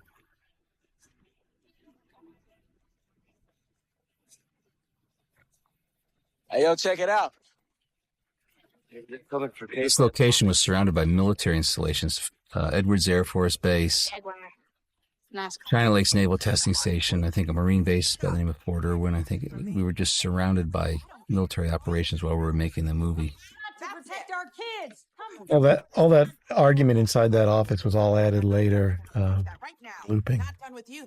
We needed to explain who this woman was, and because in the book it's explained that father's found a solution to the foot odor, and he's got a patent attorney who shows up, and we needed to explain who Mrs. Marengo was in a very quick, succinct way, so that when she comes back, we know what's going on. And next time with a court order. Now, this scene was Sigourney's first day on the set. He ran away. And I remember after she shot it, she then went to the monitor to watch it, and she turned and said, "I'm surrounded by jackasses." So that's where that line came in for the other scene when she says it on camera. What did she say? Not much. What do we do? You'll do as I say. And we shot coverage for this scene, close-ups and other angles, but it played best in one angle like that. Comedy sometimes has that quality of being best not edited. This is a shot was created from a day shot turned into night, and then the thumb added digitally. What? None of this would have happened. When I first got sent to Camp Green Lake, I thought I got sent there because of my family's curse.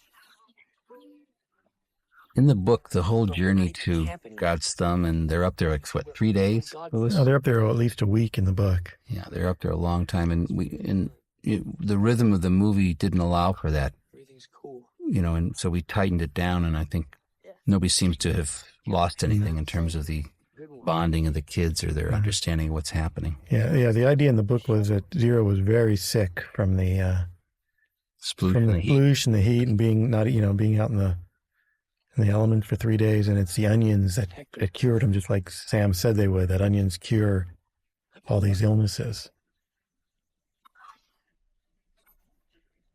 The onions have gone to your head. What do you say we dig one more hole?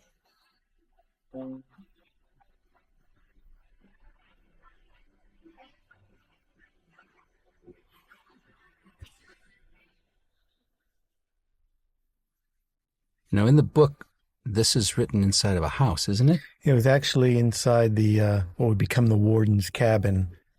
So I initially described it as, the warden's cabin 100 years ago before it was, fixed up, but that would have required building a whole nother set. So we just decided to do it outside. Use the boat as the kind of headstone for Sam. She comes back to be near his boat, and he comes back in her dreams. You got 5 seconds to tell me where you buried your loot.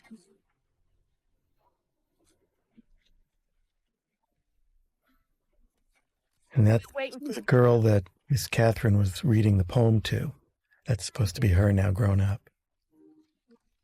She says, "You were such a good student. You must have married him for his money." He's coming right up there. There ain't no loot. Don't give me that. You robbed every bank from hell to Houston. We saw you heading back with the shovel, Miss Catherine. Linda Miller, is that you? I've been Linda Walker for the last 13 years.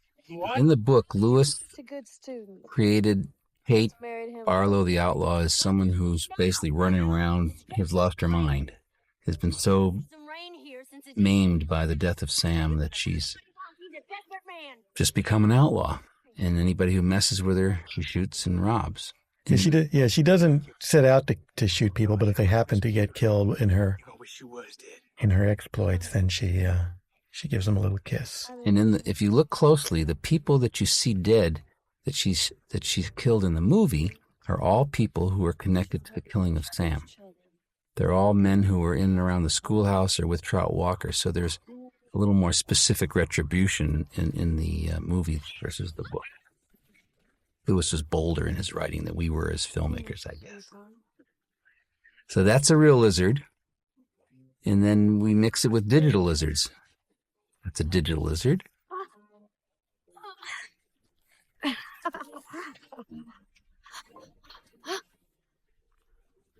Patricia does a great job in the scene. And this is a real lizard again. It took Patricia a couple takes to get used to this guy. Here's an example of the wind. That's real dust out there. And actually, this is the good take. The take before this, it was so windy we had to stop shooting. We couldn't even see anything. Right there. That's it? Yeah. Oh.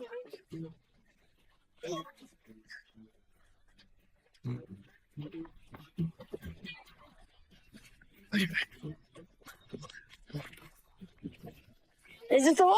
Yeah, it's this. Are you sure? Yeah, I'm positive. It's gonna take too long, man. I gotta go find another shovel. All right, be careful. All right. Of course she's going to make you pay for it. Lewis was always concerned that it was night and went to day, or day went to night. This background dialogue between Tim and John's sort of improvised between these two guys is because it seemed that if Zero was going to come back for a shovel, there needed to be some danger and some humor. So I said, "Well, you guys stay late. We're going to have them grab the shovel and just come up with some banter." Burn Neanderthal! I ain't here to... And it was even adjusted later when we finally did the looping. The Cyber Neanderthal line was added at the very end.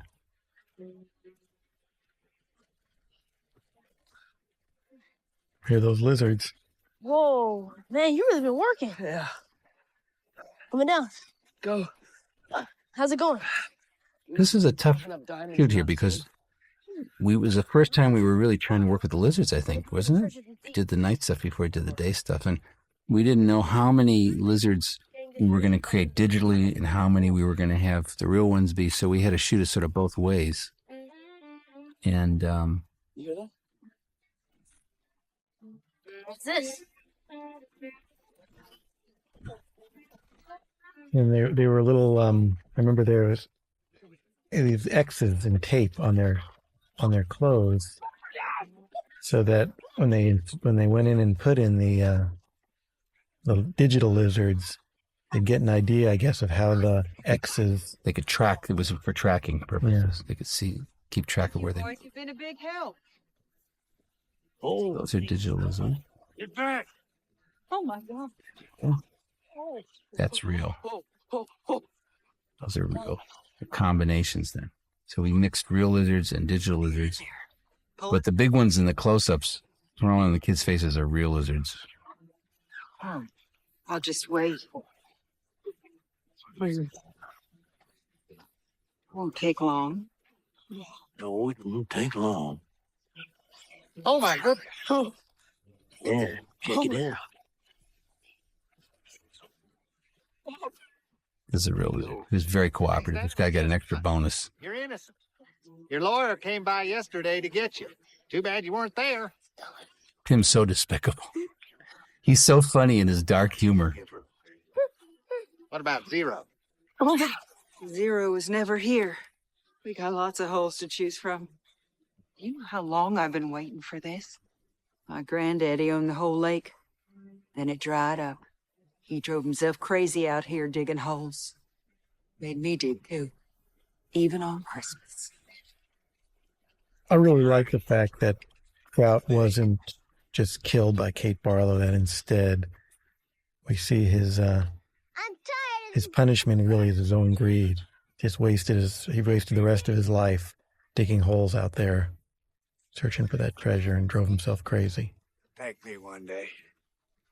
And you and your family will dig for 100 years and never find it. And there's his family digging. You know, there's three important women in this story. There's Madame Zeroni, that's the curse on the Yelnats family, which sets them on this strange journey.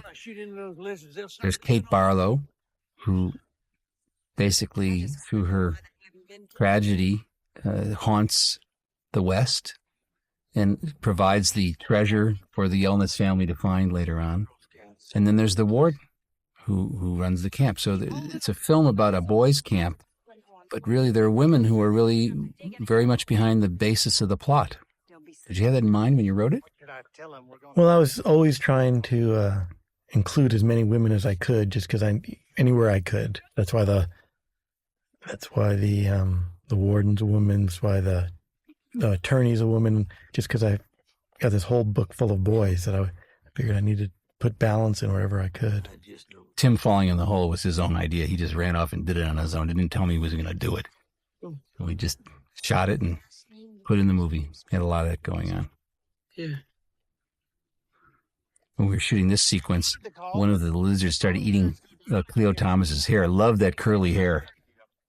And I was shooting the camera at that time, and I was shaking, was laughing so hard. I said, "Don't laugh, don't laugh. Pay attention." About an hour ago, I woke up and saw him running out with my trunk. It was so windy when we shot this. It was almost unusable, and we had to go back and do some inserts later on where we did use a wind machine for some close-ups, but it was amazingly windy and hard to work. Look at Sigourney's here, all that dust. That's real.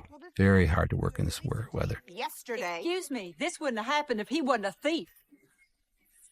What? A thief? That's right. Back up. That's a lie.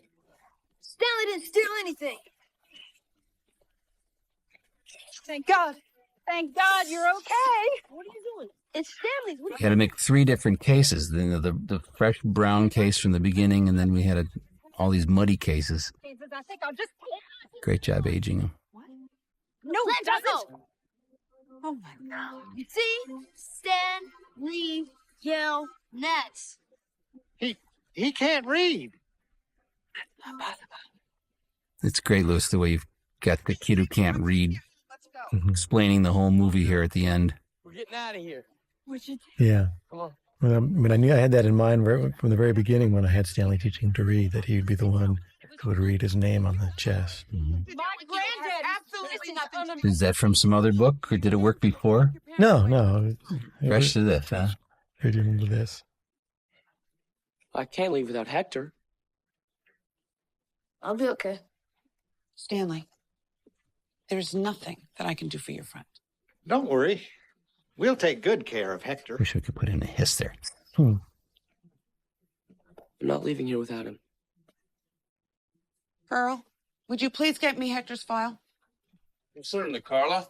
Ms. Walker? So John came up with this whole thing about being paranoid File of Hector Zeroni. because he was going to get arrested, and he had this background as a criminal, which Louis developed in the course of rehearsing. We had to create background for all these people. How did they meet each other? How did they know each other? And in fact, Tim was helping John fence stolen goods out of a bar somewhere in Texas, and Sigourney found out about it. She was the one who was going to turn him in and decided she could get more out of him by having her help her run the camp. Man, you stink, dude. What you been eating, man? Well, Yeah, I wasn't there seems always for them getting arrested at the end. I always figured they got enough punishment. Just the fact that Stanley walks off with his treasure chest that the warden has been looking for her whole life and her family, and all the way back to her grandfather. Well, I'm a Law and Order director, and I thought that these kids endanger these adults endanger these kids' lives. They say, who should we shoot, the lizards or the kids? Right. All this terrible stuff. They deserve to be punished. You know. Here, they broke the law. Here you go. Thanks. That was Alex Daniels. He was also the stunt coordinator for the movie. Sorry. Who helped train the kids and put them through boot camp. So at the end, when he got to arrest John, it was total justice. I will. As the defender of the kids. Marion Seville. He's also the double for Batman, if he cares. Long time since El Paso, Marion.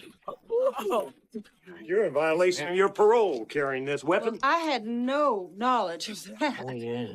Just like you didn't know Pendanska was no doctor, neither. I always felt sorry for the warden, and hadn't met anybody else who felt that way until Sigourney, when she, getting ready to play the part and talked about it, she said, yeah, she thinks she also feels sorry for her. Jurisdiction. What? Boys, put these three bozos right over there. Let them see the other side of the criminal justice. Don't push me. I'm a lady. Come on, Hector. And the warden says, just let me see what's inside that suitcase. I mean, that just sums it up.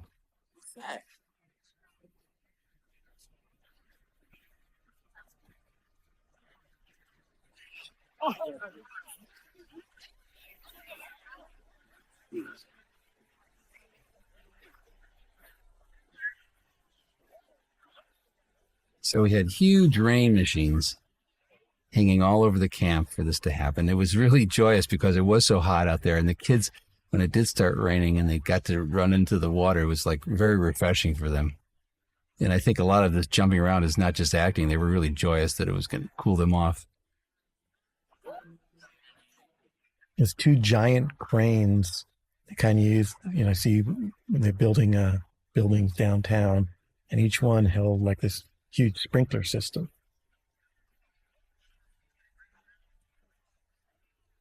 Carla Marengo is played by Roma Mafia, and she did a great job playing this woman who sort of comes out of nowhere and brings Stanley home to his parents. We miss you, man. Get down. We'll miss Stanley, Stanley, won't you just open it? Just let me. Here's a sympathetic warden. More pathetic, I think, than sympathetic. Here's the pathetic warden. Have a seat over here. Now, my favorite bit of acting in the movie, other than the leads, is coming up. You should watch closely. There's an extra here who does a little dance at the very end, right after Twitch wants to steal the Jaguar. If you look in the bottom center of the screen, this kid right here, his back is to us now. He's going to turn around. He's going to do a little dance. Watch this. There you go. Okay, one more thing. No matter what is in this box, we are still family. We are the LA. Henry added that. We are still family. He kept bringing these family values to it. Oh my God, honey, you still got it. You are so strong. Now, Luce and I had big conceptual conversations about, did the Yelnats family survive off of stolen goods, or was it only off of the stock from AT&T? It was, in the book, it says that most of those stolen goods, all put together was worth about less than $30,000. Well, did you say Zeroni? And they gave that to the homeless shelter.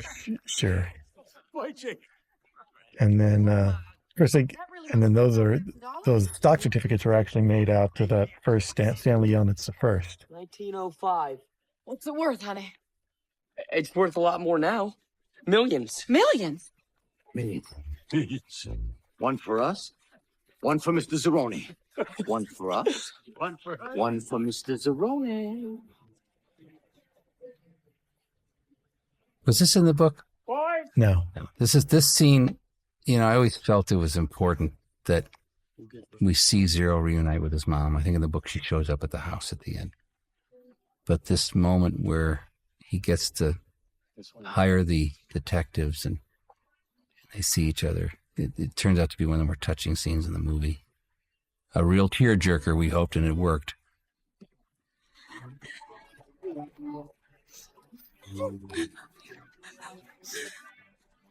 So, Hector was able to hire his own team. Mrs. Roney's played by Shirley Butler, who actually did a beautiful job singing the song at the end of the movie. We didn't keep it in, but she had a really great voice.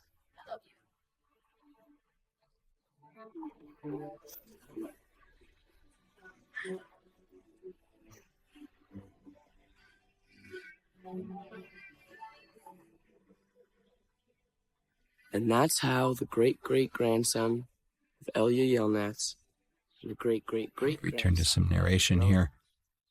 This image of the shovel and the statue is Steve St. John's idea. It's a great, great idea. Camp Green Lake was closed, and the boys released for time served and sent to real counselors. They say Camp Green Lake will be reopened soon as a girls' camp.